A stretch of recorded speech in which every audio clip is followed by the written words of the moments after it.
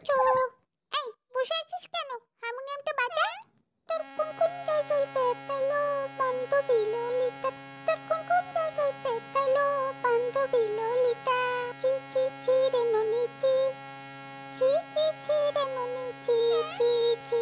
চল এখান থেকে, বলছি দিদির গানের পরীক্ষা আর তুই সমানে বিরক্ত করে যাচ্ছিস।